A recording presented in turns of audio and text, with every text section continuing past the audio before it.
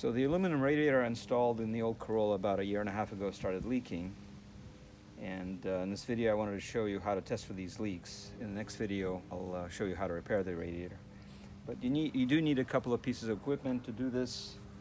I've got my old Stant pressure tester that I've had for about 20 years now. Here it is. And if you look at this label, by the way, it does say that you want to lubricate the pressure tester frequently, and it says basically to put 3 or 4 drops of oil in this opening right here, and we're going to do that right now. Got a little tube of gun oil here.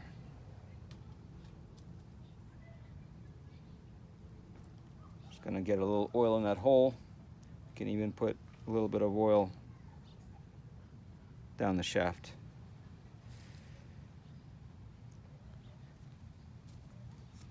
Okay, so the pressure tester is already hooked up, as you can see. What I need to do is plug the inlet and the outlet on the radiator. I'm just using these rubber plugs. You can see that second plug has already been clamped down. Here's a handy little clamp for this. You have to make sure that these plugs don't come out as we pressurize the radiator.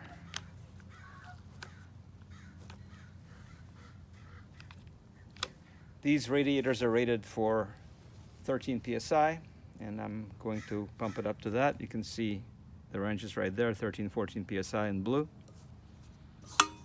It takes a little bit of time because there's no coolant in there. Eventually we'll get there. Okay, so you can see we're at about 14 psi. You can set this pump aside. So there's a couple of ways to check for leaks with these. And one way is just to use soapy water. And one thing to keep in mind is that the leaks usually happen between the tank and the cooling tubes. So that's where we're going to be spraying. But they could occur also along the cooling tubes themselves.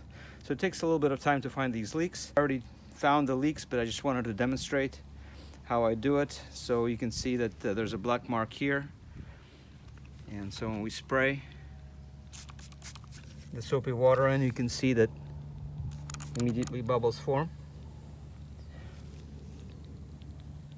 There are other areas here, so you can see how bubbles immediately form. And if we spray to the left of that, nothing's going on. What you also want to think about is that whatever's happening on this side is not necessarily happening on the other side. So you can see that, for example, there are 4 marks that I have here. If you flip the whole thing, there are only 2. So if you're only testing one side, it might appear that you only have 2 areas of leakage, but in reality, you have 4 here. So when you repair it, you have to take care of the entire area here.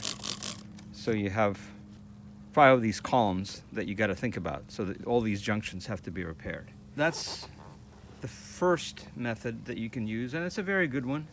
Another method that will also help you find leaks maybe along the cooling tube itself, a little bit easier, is to use a little container, or a relatively big container, I guess, of water, like this.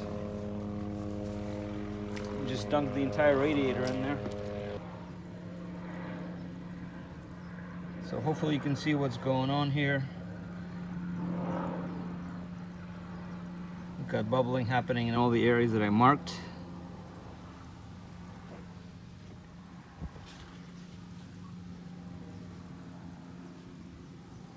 And as you look at the entire radiator, so there are a couple of more areas where there's 1 on this side, actually 2 on the other side. You can see bubbles coming out of here, and nothing else is going on at all anywhere else. So as long as we take care of these areas, we should be fine. So in the next video, I'll show you how to repair this.